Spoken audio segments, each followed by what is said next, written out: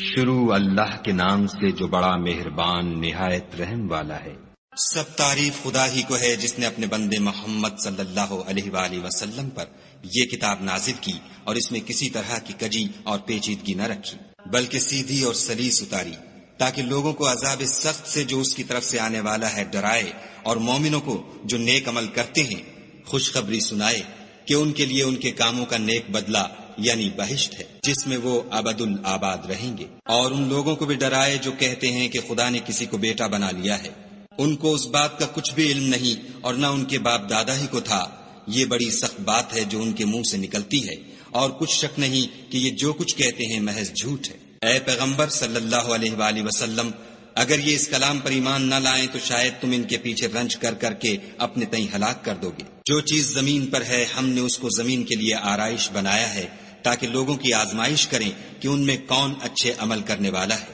اور جو چیز زمین پر ہے ہم اس کو نابود کر کے بنجر میدان کر دیں گے۔ کیا تم خیال کرتے ہو کہ غار اور لوح والے ہماری نشانیوں میں سے عجیب تھے؟ جب وہ جوان غار میں جا رہے تو کہنے لگے کہ اے ہمارے پروردگار، ہم پر اپنے ہاں سے رحمت نازل فرما اور ہمارے کام میں درستی کے سامان مہیا کر۔ تو ہم نے غار میں کئی سال تک ان کے کانوں پر نیند کا پردہ ڈالے یعنی ان کو سلائے رکھا، پھر ان کو جگہ اٹھایا تاکہ معلوم کریں کہ جتنی مدت وہ غار میں رہے دونوں جماعتوں میں سے اس کی مقدار کس کو خوب یاد ہے۔ ہم ان کے حالات تم سے صحیح صحیح بیان کرتے ہیں۔ وہ کئی جوان تھے جو اپنے پروردگار پر ایمان لائے تھے، اور ہم نے ان کو اور زیادہ ہدایت دی تھی، اور ان کے دلوں کو مربوط یعنی مضبوط کر دیا۔ جب وہ اٹھ کھڑے ہوئے تو کہنے لگے کہ ہمارا پروردگار آسمانوں اور زمین کا مالک ہے، ہم اس کے سوا کسی کو معبود سمجھ کر نہ پکاریں گے۔ اگر ایسا کیا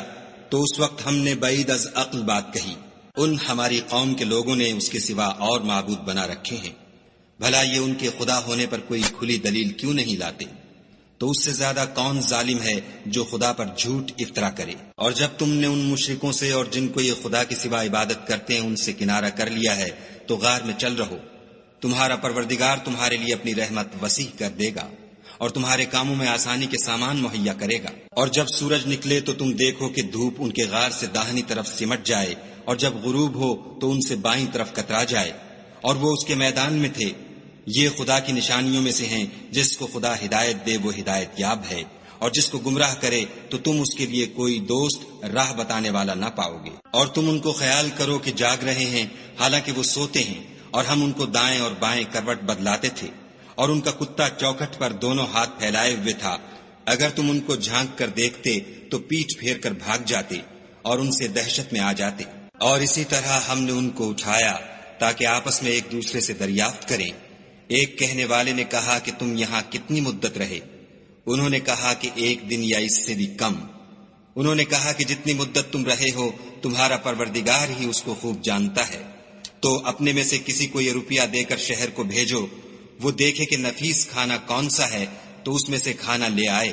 اور آہستہ آہستہ آئے جائے، اور تمہارا حال کسی کو نہ بتائے۔ اگر وہ تم پر دسترس پالیں گے تو تمہیں سنگسار کر دیں گے، یا پھر اپنے مذہب میں داخل کر لیں گے، اور اس وقت تم کبھی فلاح نہیں پاؤ گے۔ اور اسی طرح ہم نے لوگوں کو ان کے حال سے خبردار کر دیا تاکہ وہ جانیں کہ خدا کا وعدہ سچا ہے، اور یہ کہ قیامت جس کا وعدہ کیا جاتا ہے اس میں کچھ شک نہیں۔ اس وقت لوگ ان کے بارے میں باہم جھگڑنے لگے اور کہنے لگے کہ ان کے غار پر عمارت بنا دو۔ ان کا پروردگار ان کے حال سے خوب واقف ہے۔ جو لوگ ان کے معاملے میں غلبہ رکھتے تھے وہ کہنے لگے کہ ہم ان کے غار پر مسجد بنائیں گے۔ بعض لوگ اٹکل پچو کہیں گے کہ وہ 3 تھے اور چوتھا ان کا کتا تھا، اور بعض کہیں گے کہ وہ 5 تھے اور چھٹا ان کا کتا تھا، اور بعض کہیں گے کہ وہ 7 تھے اور 8واں ان کا کتا تھا۔ کہہ دو کہ میرا پروردگار ہی ان کے شمار سے خوب واقف ہے۔ ان کو جانتے بھی ہیں تو تھوڑے ہی لوگ جانتے ہیں، تو تم ان کے معاملے میں گفتگو نہ کرنا مگر سرسری سی گفتگو، اور نہ ان کے بارے میں ان میں سے کسی سے کچھ دریافت ہی کرنا، اور کسی کام کی نسبت نہ کہنا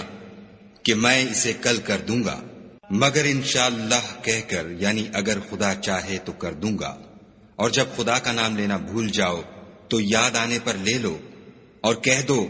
کہ امید ہے کہ میرا پروردگار مجھے اس سے بھی زیادہ ہدایت کی باتیں بتائے۔ اور اصحاب کہف اپنے غار میں 9 اوپر 300 سال رہے۔ کہہ دو کہ جتنی مدت وہ رہے اسے خدا ہی خوب جانتا ہے۔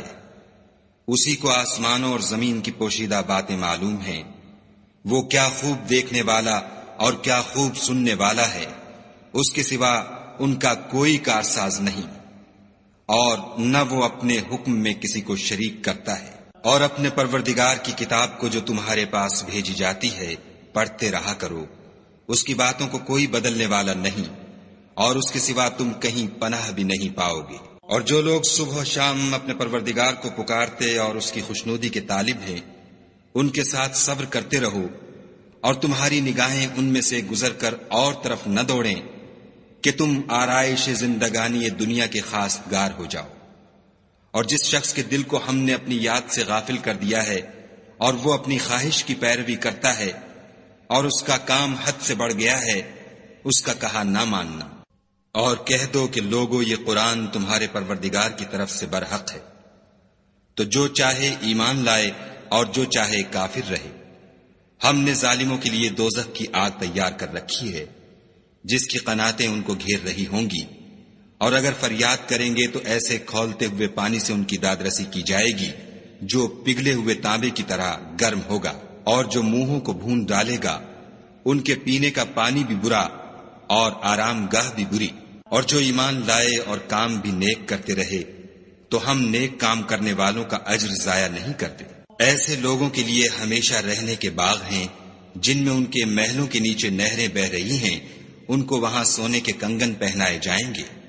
اور وہ باریک دیبا اور اطلس کے سبز کپڑے پہنا کریں گے، اور تختوں پر تکیے لگا کر بیٹھا کریں گے۔ کیا خوب بدلہ اور کیا خوب آرام گاہ ہے۔ اور ان سے دو شخصوں کا حال بیان کرو جن میں سے ایک کو ہم نے انگور کے 2 باغ عنایت کیے تھے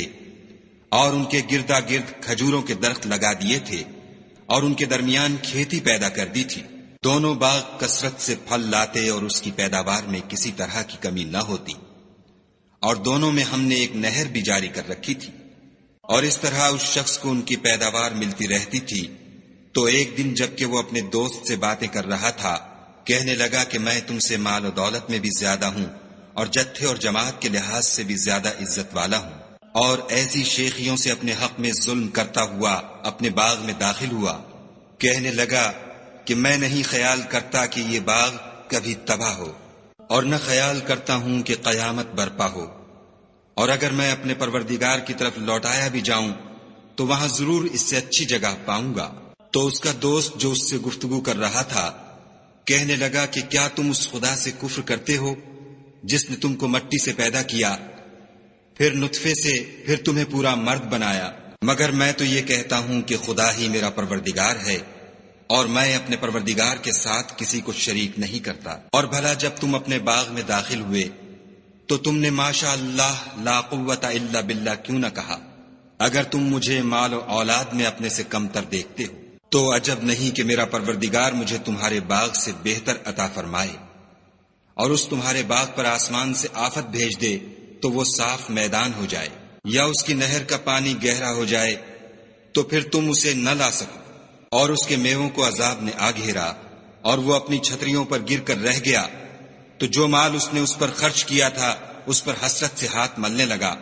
اور کہنے لگا کہ کاش میں اپنے پروردگار کے ساتھ کسی کو شریک نہ بناتا۔ اس وقت خدا کے سوا کوئی جماعت اس کی مددگار نہ ہوئی اور نہ وہ بدلہ لے سکا۔ یہاں سے ثابت ہوا کہ حکومت سب خدائے برحق کی ہے، اسی کا صلہ بہتر اور اسی کا بدلہ اچھا ہے۔ اور ان سے دنیا کی زندگی کی مثال بھی بیان کر دو،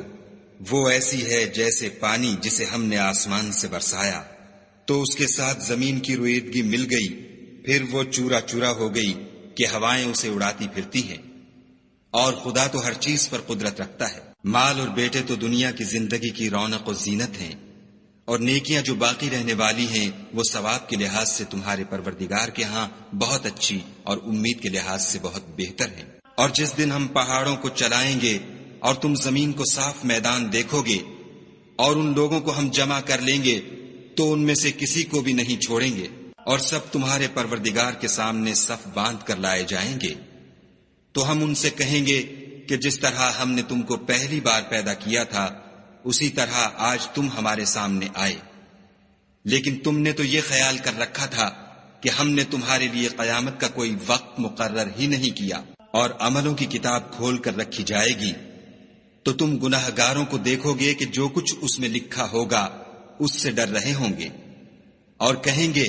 ہائے شامت، یہ کیسی کتاب ہے کہ نہ چھوٹی بات کو چھوڑتی ہے نہ بڑی کو، کوئی بات بھی نہیں مگر اسے لکھ رکھا ہے، اور جو عمل کیے ہوں گے سب کو حاضر پائیں گے، اور تمہارا پروردگار کسی پر ظلم نہیں کرے گا۔ اور جب ہم نے فرشتوں کو حکم دیا کہ آدم کو سجدہ کرو تو سب نے سجدہ کیا مگر ابلیس نے نہ کیا، وہ جنات میں سے تھا تو اپنے پروردگار کے حکم سے باہر ہو گیا۔ کیا تم اس کو اور اس کی اولاد کو میرے سوا دوست بناتے ہو، حالانکہ وہ تمہارے دشمن ہیں، اور شیطان کی دوستی ظالموں کے لیے خدا کی دوستی کا برا بدل ہے۔ میں نے ان کو نہ تو آسمانوں اور زمین کے پیدا کرنے کے وقت بلایا تھا اور نہ خود ان کے پیدا کرنے کے وقت، اور میں ایسا نہ تھا کہ گمراہ کرنے والوں کو مددگار بناتا۔ اور جس دن خدا فرمائے گا کہ اب میرے شریکوں کو جن کی نسبت تم گمان الوہیت رکھتے تھے بلاؤ، تو وہ ان کو بلائیں گے مگر وہ ان کو کچھ جواب نہ دیں گے، اور ہم ان کے بیچ میں ایک ہلاکت کی جگہ بنا دیں گے۔ اور گناہ گار لوگ دوزخ کو دیکھیں گے تو یقین کر لیں گے کہ وہ اس میں پڑنے والے ہیں، اور اس سے بچنے کا کوئی رستہ نہ پائیں گے۔ اور ہم نے اس قرآن میں لوگوں کے سمجھانے کے لیے طرح طرح کی مثالیں بیان فرمائی ہیں، لیکن انسان سب چیزوں سے بڑھ کر جھگڑالو ہے۔ اور لوگوں کے پاس جب ہدایت آ گئی تو ان کو کس چیز نے منع کیا کہ ایمان لائیں اور اپنے پروردگار سے بخشش مانگیں، بجز اس کے کہ اس بات کے منتظر ہوں کہ انہیں بھی پہلوں کا سا معاملہ پیش آئے یا ان پر عذاب سامنے موجود ہو۔ اور ہم جو پیغمبروں کو بھیجا کرتے ہیں تو صرف اس لیے کہ لوگوں کو خدا کی نعمتوں کی خوشخبریاں سنائیں اور عذاب سے ڈرائیں، اور جو کافر ہیں وہ باطل کی سند سے جھگڑا کرتے ہیں تاکہ اس سے حق کو پھسلا دیں۔ اور انہوں نے ہماری آیتوں کو اور جس چیز سے ان کو ڈرایا جاتا ہے ہنسی بنا لیا۔ اور اس سے ظالم کون جس کو اس کے پروردگار کے کلام سے سمجھایا گیا تو اس نے اس سے منہ پھیر لیا، اور جو اعمال وہ آگے کر چکا اس کو بھول گیا۔ ہم نے ان کے دلوں پر پردے ڈال دیے کہ اسے سمجھ نہ سکیں، اور کانوں میں ثقل پیدا کر دیا ہے کہ سن نہ سکیں، اور اگر تم ان کو رستے کی طرف بلاؤ تو کبھی رستے پر نہ آئیں گے۔ اور تمہارا پروردگار بخشنے والا صاحب رحمت ہے، اگر وہ ان کے کرتوتوں پر ان کو پکڑنے لگے تو ان پر جھٹ عذاب بھیج دے، مگر ان کے لیے ایک وقت مقرر کر رکھا ہے کہ اس کے عذاب سے کوئی پناہ کی جگہ نہ پائیں گے۔ اور یہ بستیاں جو ویران پڑی ہیں، جب انہوں نے کفر سے ظلم کیا تو ہم نے ان کو تباہ کر دیا، اور ان کی تباہی کے لیے ایک وقت مقرر کر دیا تھا۔ اور جب موسیٰ نے اپنے شاگرد سے کہا کہ جب تک میں دو دریاؤں کے ملنے کی جگہ نہ پہنچ جاؤں ہٹنے کا نہیں، خواہ برسوں چلتا رہوں۔ جب ان کے ملنے کے مقام پر پہنچے تو اپنی مچھلی بھول گئے، تو اس نے دریا میں سرنگ کی طرح اپنا رستہ بنا لیا۔ جب آگے چلے تو موسیٰ نے اپنے شاگرد سے کہا کہ ہمارے لیے کھانا لاؤ، اس سفر سے ہم کو بہت تکان ہو گئی ہے۔ اس نے کہا کہ بھلا آپ نے دیکھا کہ جب ہم نے پتھر کے پاس آرام کیا تھا تو میں مچھلی وہیں بھول گیا، اور مجھے آپ سے اس کا ذکر کرنا شیطان نے بھلا دیا، اور اس نے عجب طرح سے دریا میں اپنا رستہ لیا۔ موسیٰ نے کہا یہی تو وہ مقام ہے جسے ہم تلاش کرتے تھے۔ تو وہ اپنے پاؤں کے نشان دیکھتے دیکھتے لوٹ گئے۔ وہاں انہوں نے ہمارے بندوں میں سے ایک بندہ دیکھا جس کو ہم نے اپنے ہاں سے رحمت یعنی نبوت یا نعمت ولایت دی تھی، اور اپنے پاس سے علم بخشا تھا۔ موسیٰ نے ان سے جن کا نام خضر تھا کہا کہ جو علم خدا کی طرف سے آپ کو سکھایا گیا ہے، اگر آپ اس میں سے مجھے کچھ بھلائی کی باتیں سکھائیں تو میں آپ کے ساتھ رہوں۔ خضر نے کہا کہ تم میرے ساتھ رہ کر صبر نہیں کر سکو گے، اور جس بات کی تمہیں خبر ہی نہیں اس پر صبر کر بھی کیوں کر سکتے ہو؟ موسیٰ نے کہا خدا نے چاہا تو آپ مجھے صابر پائیے گا، اور میں آپ کے ارشاد کے خلاف نہیں کروں گا۔ خضر نے کہا اگر تم میرے ساتھ رہنا چاہو تو شرط یہ ہے مجھ سے کوئی بات نہ پوچھنا جب تک میں خود اس کا ذکر تم سے نہ کروں۔ تو دونوں چل پڑے، یہاں تک کہ جب کشتی میں سوار ہوئے تو خضر نے کشتی کو پھاڑ ڈالا۔ موسیٰ نے کہا کیا آپ نے اس کو اس لیے پھاڑا ہے کہ سواروں کو غرق کر دے؟ یہ تو آپ نے بڑی عجیب بات کی۔ خضر نے کہا کیا میں نے نہیں کہا تھا کہ تم میرے ساتھ صبر نہ کر سکو گے؟ موسیٰ نے کہا کہ جو بھول مجھ سے ہوئی اس پر مواخذہ نہ کیجیے، اور میرے معاملے میں مجھ پر مشکل نہ ڈالیے۔ پھر دونوں چلے، یہاں تک کہ رستے میں ایک لڑکا ملا تو خضر نے اسے مار ڈالا، موسیٰ نے کہا کہ آپ نے ایک بے گناہ شخص کو ناحق بغیر قصاص کے مار ڈالا، یہ تو آپ نے بری بات کی۔ خضر نے کہا کیا میں نے نہیں کہا تھا کہ تم سے میرے ساتھ صبر نہیں ہو سکے گا؟ انہوں نے کہا کہ اگر میں اس کے بعد پھر کوئی بات پوچھوں یعنی اعتراض کروں تو مجھے اپنے ساتھ نہ رکھیے گا کہ آپ میری طرف سے عذر کے قبول کرنے میں غایت کو پہنچ گئے۔ پھر دونوں چلے یہاں تک کہ ایک گاؤں والوں کے پاس پہنچے اور ان سے کھانا طلب کیا۔ انہوں نے ان کی ضیافت کرنے سے انکار کیا۔ پھر انہوں نے وہاں ایک دیوار دیکھی جو جھک کر گرا چاہتی تھی تو خضر نے اس کو سیدھا کر دیا۔ موسیٰ نے کہا کہ اگر آپ چاہتے تو ان سے اس کا معاوضہ لیتے تاکہ کھانے کا کام چلتا۔ خضر نے کہا کہ اب مجھ میں اور تم میں علیحدگی، مگر جن باتوں پر تم صبر نہ کر سکے میں ان کا تمہیں بھید بتائے دیتا ہوں کہ وہ جو کشتی تھی غریب لوگوں کی تھی جو دریا میں محنت کر کے یعنی کشتیاں چلا کر گزارا کرتے تھے، اور ان کے سامنے کی طرف ایک بادشاہ تھا جو ہر ایک کشتی کو زبردستی چھین لیتا تھا، تو میں نے چاہا کہ اسے عیب دار کر دوں تاکہ وہ اسے غصب نہ کر سکے۔ اور وہ جو لڑکا تھا اس کے ماں باپ دونوں مومن تھے، ہمیں اندیشہ ہوا کہ وہ بڑا ہو کر بد کردار ہوگا، کہیں ان کو سرکشی اور کفر میں نہ پھنسا دے، تو ہم نے چاہا کہ ان کا پروردگار اس کی جگہ ان کو اور بچہ عطا فرمائے جو پاک تینتی میں بہتر اور محبت میں زیادہ قریب ہو۔ اور وہ جو دیوار تھی سو 2 یتیم لڑکوں کی تھی جو شہر میں رہتے تھے، اور اس کے نیچے ان کا خزانہ مدفون تھا، اور ان کا باپ ایک نیک آدمی تھا، تو تمہارے پروردگار نے چاہا کہ وہ اپنی جوانی کو پہنچ جائیں اور پھر اپنا خزانہ نکالیں۔ یہ تمہارے پروردگار کی مہربانی ہے اور یہ کام میں نے اپنی طرف سے نہیں کیے، یہ ان باتوں کی حقیقت ہے جن پر تم صبر نہ کر سکے۔ اور تم سے ذوالقرنین کے بارے میں دریافت کرتے ہیں، کہہ دو کہ میں اس کا کسی قدر حال تمہیں پڑھ کر سناتا ہوں۔ ہم نے اس کو زمین میں بڑی دسترس دی تھی اور ہر طرح کا سامان عطا کیا تھا، تو اس نے سفر کا ایک سامان کیا، یہاں تک کہ جب سورج کے غروب ہونے کی جگہ پہنچا تو اسے ایسا پایا کہ ایک کیچڑ کی ندی میں ڈوب رہا ہے، اور اس ندی کے پاس ایک قوم دیکھی۔ ہم نے کہا ذوالقرنین تم ان کو خواہ تکلیف دو خواہ ان کے بارے میں بھلائی اختیار کرو، دونوں باتوں کی تم کو قدرت ہے۔ ذوالقرنین نے کہا کہ جو کفر و بد کرداری سے ظلم کرے گا اسے ہم عذاب دیں گے، پھر جب وہ اپنے پروردگار کی طرف لوٹایا جائے گا تو وہ بھی اسے بڑا عذاب دے گا، اور جو ایمان لائے گا اور عمل نیک کرے گا اس کے لیے بہت اچھا بدلہ ہے، اور ہم اپنے معاملے میں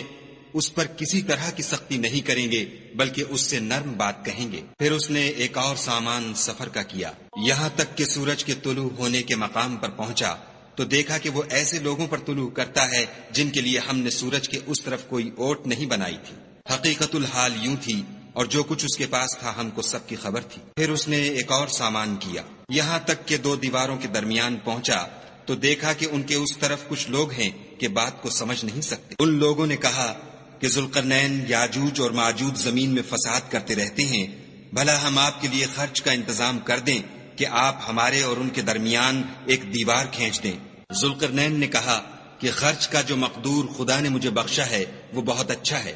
تم مجھے قوت بازو سے مدد دو، میں تمہارے اور ان کے درمیان ایک مضبوط اوٹ بنا دوں گا۔ تو تم لوہے کے بڑے بڑے تختے لاؤ۔ چنانچہ کام جاری کر دیا گیا، یہاں تک کہ جب اس نے دونوں پہاڑوں کے درمیان کا حصہ برابر کر دیا اور کہا کہ اب اسے دھونکو، یہاں تک کہ جب اس کو دھونک دھونک کر آگ کر دیا تو کہا کہ اب میرے پاس تانبا لاؤ کہ اس پر پگھلا کر ڈال دوں۔ پھر ان میں یہ قدرت نہ رہی کہ اس پر چڑھ سکیں اور نہ یہ طاقت رہی کہ اس میں نقب لگا سکیں۔ بولا کہ یہ میرے پروردگار کی مہربانی ہے،